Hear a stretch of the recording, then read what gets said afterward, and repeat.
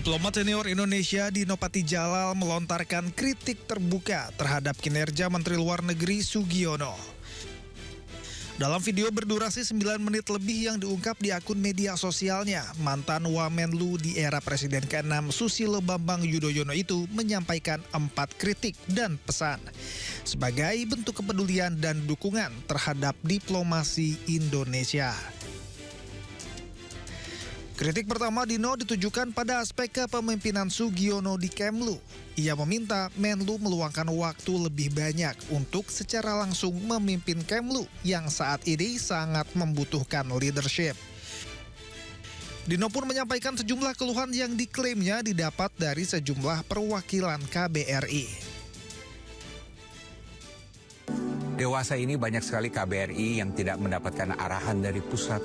Rapat koordinasi para duta besar tertunda hampir setahun dan ketika terjadi pun para kepala perwakilan tidak banyak mendapat strategic direction. Banyak diplomat yang kinerjanya drop karena anggaran dipotong drastis. Dan banyak diplomat yang mengalami demoralisasi dan merasa tidak terdorong untuk berinisiatif karena merasa tidak akan direspon dari atas. Bahkan kabarnya banyak duta besar kita yang sulit menemui Menlu kalau mereka pulang di tanah air. Dan resikonya banyak kesempatan di tingkat tinggi yang tidak akan ada follow-up-nya atau tidak terfollow up dengan baik. Dan juga ada resiko hubungan bilateral Indonesia dengan negara sahabat menjadi tidak berimbang dan lebih banyak dikendarai oleh mitra kita. 3 poin lainnya berkaitan dengan komunikasi politik luar negeri Menlu kepada publik, relasi Menlu dengan para pemangku kepentingan hubungan internasional, dan keterbukaan Menlu terhadap kerjasama dengan organisasi masyarakat dan akar rumput hubungan internasional. Kritik Dino ini pun langsung menuai bantahan, salah satunya dari Menteri HAM Natalius Pigai. Dalam akun media sosialnya, Pigai menyebut kritik yang dilontarkan Dino Patijalal tidak berdasar dan justru mencerminkan sikap arogansi elit. Bahkan menurut Pigai, banyak dubes dan diplomat mengatakan baru kali ini Indonesia dipandang dunia. Sementara itu, Dubes RI untuk Kazakhstan Fazrul Rahman menilai Menlu Sugiono sudah berusaha keras dan bekerja sangat baik memimpin Kemlu sekarang. Salah satunya yakni penandatanganan perjanjian perdagangan bebas Indonesia dan Uni Ekonomi Eurasia yang didukung Sugiono. Pasukan Israel menghancurkan bangunan 13 apartemen di kota Silwan, Yerusalem Timur. Ya, pemirsa, usaha jeda berikut tetaplah di Sindo Today.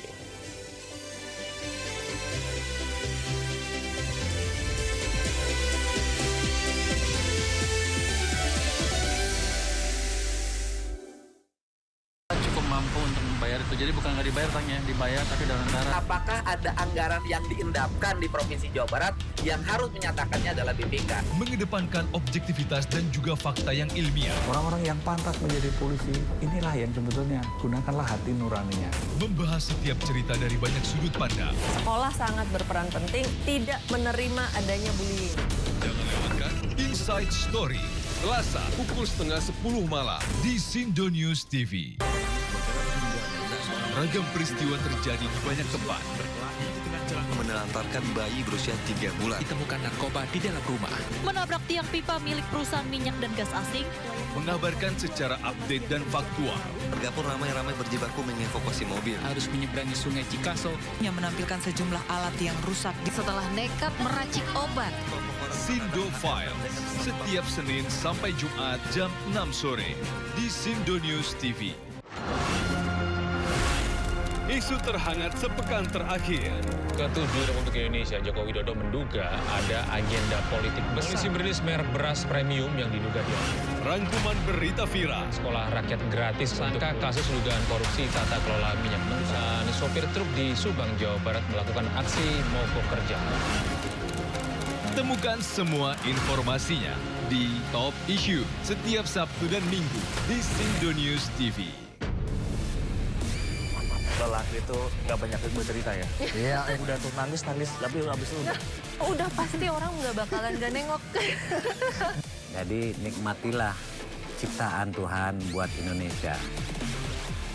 Yang utama ya, body dulu lah, lempeng. Body dulu. AC dingin. Ya nanti rasain sendiri deh. Capeknya dan nggak ada ujungnya. Teknologi jalan terus.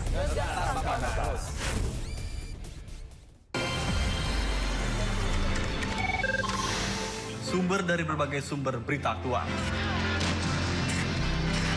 Sumber informasi, sumber inspirasi. Dari acara deklarasi bersaji lugas, tegas, dan berkelas. Hasil gelar perkara. Semuanya lengkap di sini. Sidang ditunda lantaran hakim menemukan adanya ketidaksinkronan pada bukti-bukti yang diajukan penggugat. Perkara ini diajukan dua alumnus Universitas Gajah Mada, yakni Top Taufan dan Bangun Sutoto. Sementara itu untuk tergugat satu yakni Joko Widodo, tergugat dua Rektor UGM Prof. Dr. Ova Emilia, tergugat tiga Wakil Prof. Dr. Uning, serta tergugat empat adalah Polri.